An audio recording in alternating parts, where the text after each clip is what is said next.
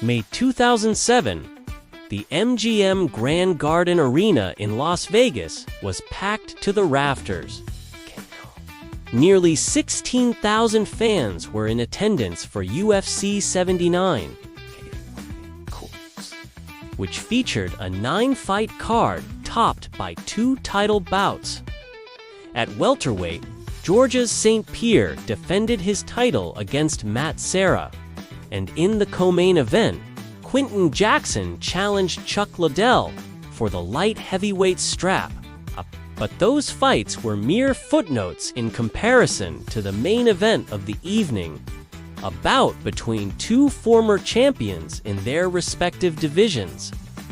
Fedor Emelianenko was a legend from Pride FC, having won 31 of his 34 fights up until this point. He was widely considered to be the top heavyweight in the world.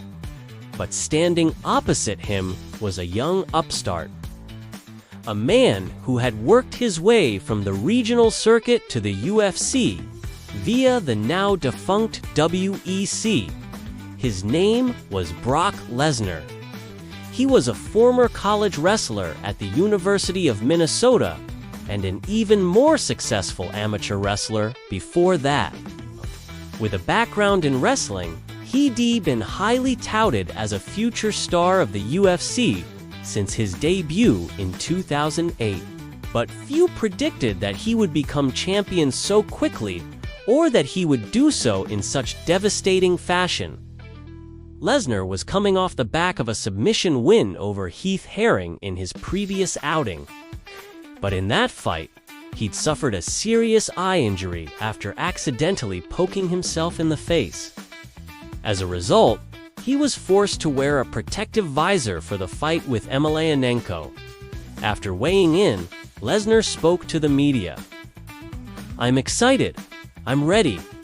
There's no excuses. I have no problems with my eye. It is what it is, and I am gone go out there and do what I got to do."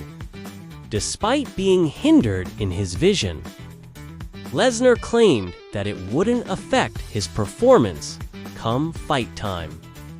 Emelianenko entered the arena first to a huge roar.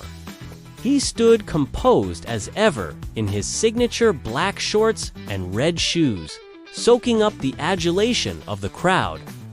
Next up was Lesnar.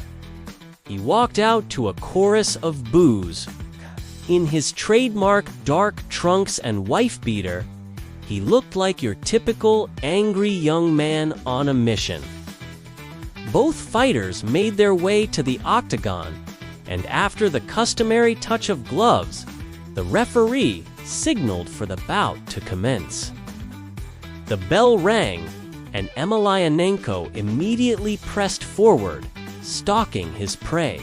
Lesnar stayed calm, allowing Fedor to tire himself out. After some close calls, he managed to stuff an attempted takedown, but Emelianenko was relentless. He pushed forward again, and this time he connected with a knee that sent shockwaves around the arena.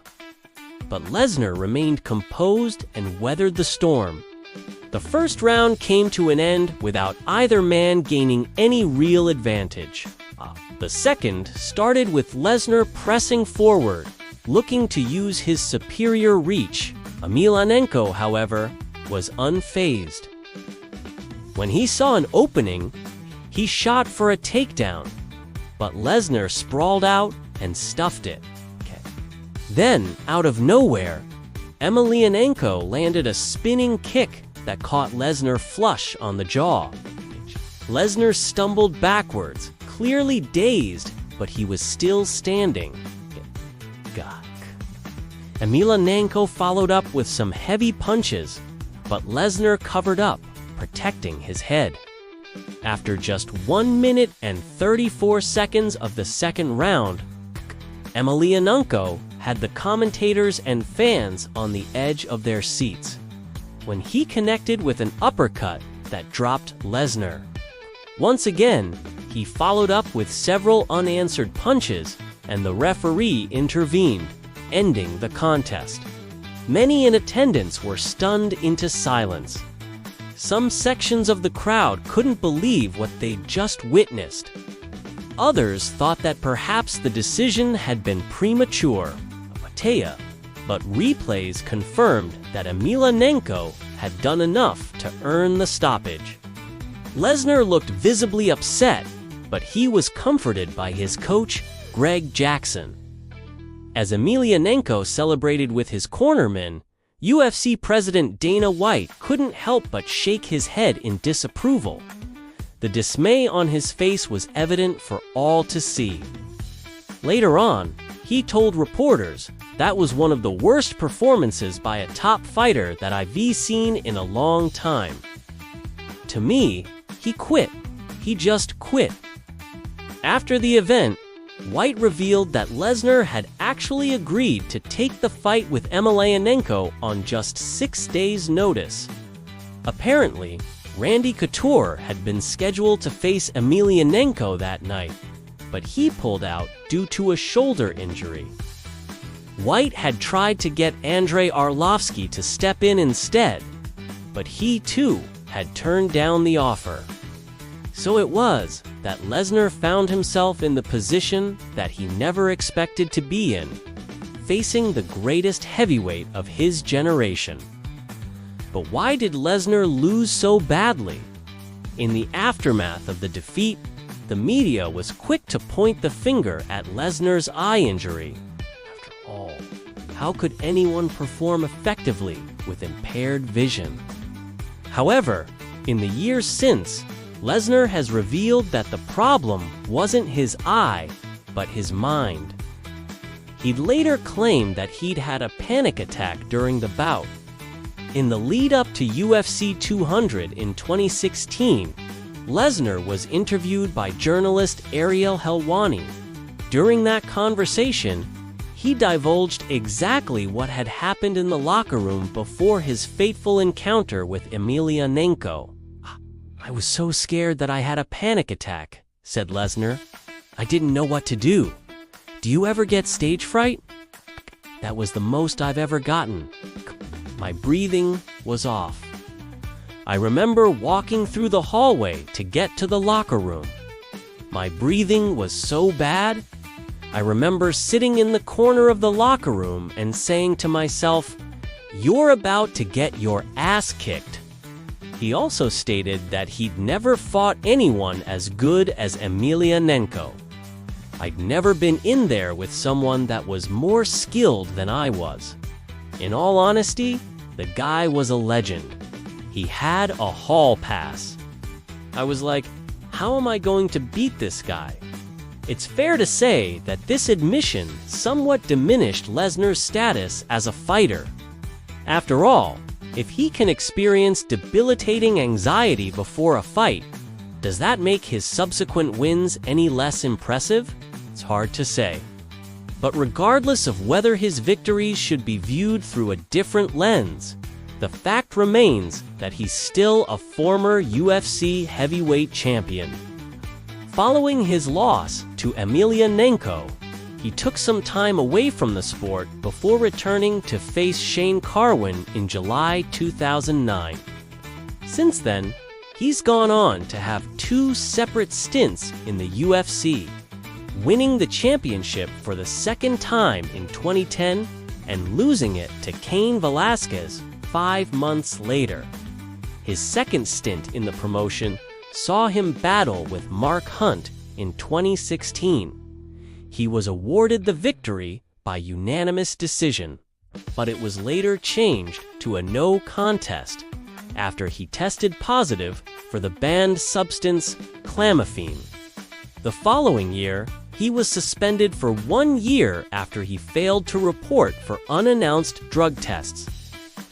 Throughout his career, Lesnar has always seemed like a man who's only interested in fighting when he feels like it. And that attitude really came to the fore in 2018, when he decided to retire once again. This time, he revealed that he'd been diagnosed with diverticulitis, a condition that causes inflammation or infection in the digestive system. It seems that Lesnar has had enough of fighting, at least for now. According to his manager, Ali Abdelaziz, Lesnar is happy with his lot in life. He's retired. He's happy. He's chilling. He has nothing to prove. People know Brock Lesnar. As for Emelianenko, he went on to defend his newly won UFC heavyweight title against Fabrizio Werdum at UFC 160. The bout lasted just 8 seconds, making it the fastest title fight finish in UFC history. After that, his career stagnated somewhat, and he ended up dropping the belt to Cain Velasquez. In 2016, he was inducted into the UFC Hall of Fame, and these days he runs his own promotion called Rizin FF. In many ways, the matchup between Lesnar and Emelianenko was one that should never have happened. The size difference was obvious. Even the commentators pointed it out early on. But it happened nonetheless, and we were all the better for it. Yes, it was frustrating to watch Lesnar struggle so badly, but the alternative outcome would have been even more galling. If he'd somehow managed to grind out a victory over Emelianenko, people would have questioned just how legitimate the win was given the amount of damage that he sustained. Instead, we were treated to one of the greatest knockouts in UFC history. And while it may have tarnished Lesnar's legacy, it made Emelianenko a legend. Who do you think had the tougher legacy to overcome after this fight, Lesnar or Emelianenko? And do you think that Lesnar was simply suffering from stage fright? Or do you think that his lack of mental fortitude means that he never truly deserved his championship status? Let us know your thoughts in the comments. Thanks for watching.